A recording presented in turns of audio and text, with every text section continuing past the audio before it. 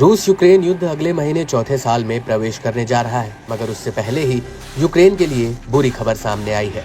रूस ने यूक्रेन के पूर्व में कुराखोव शहर पर पूरी तरह से कब्जा कर लिया है। रूसी रक्षा मंत्रालय ने इसका खुलासा करते हुए यूक्रेन को बड़ा झटका दिया है। रूस ने बताया कि उसके साउथ बैटल ग्रुप ने पश्चिमी डोनेट्स्क के सबसे अहम शहर कुराखोवो पर कब्जा जमा लिया है।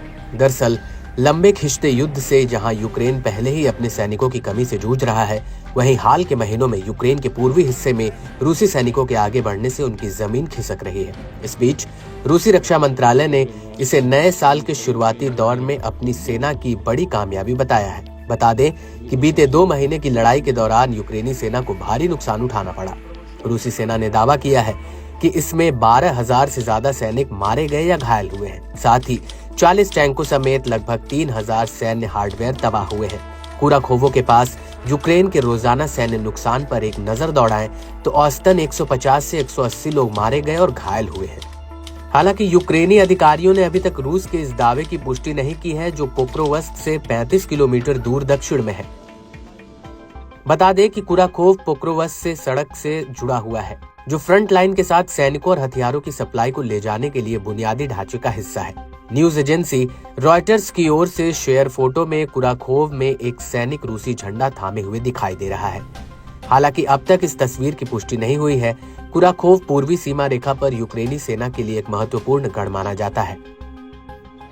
वहीं रूसी सेना ने कुराखोवो शहर के बारे में बताया कि ये अंडरग्राउंड नेटवर्क के साथ एक किलेबंद की तरह है। इस महत्वपूर्ण लॉजिस्टिक केंद्र पर कब्जा जमाने से रूसी सेना ने यूक्रेनी बलों पर शिकंजा कस दिया है। कुराखोव पर कब्जा करने से रूसियों को उत्तर की ओर जाकर पोक्रोवस्क पर नई दिशा में हमला करने का मौका मिलेगा।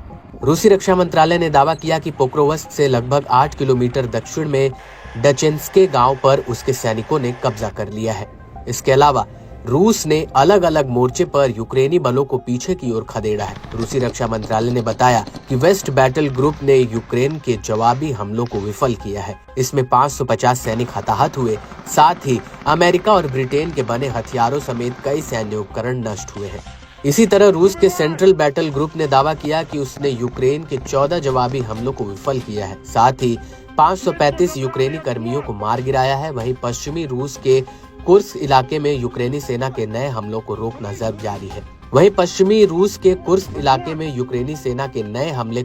जारी है। जहां दूसरे दिन भी भीषण लड़ाई जारी है। उधर यूक्रेनी राष्ट्रपति ज़ेलेंस्की ने कहा है कि रूस के कुर्स्क इलाके में 5 महीने तक चली लड़ाई में मॉस्को को भारी नुकसान पहुंचा है। करीब 15,000 लोग मारे गए हैं।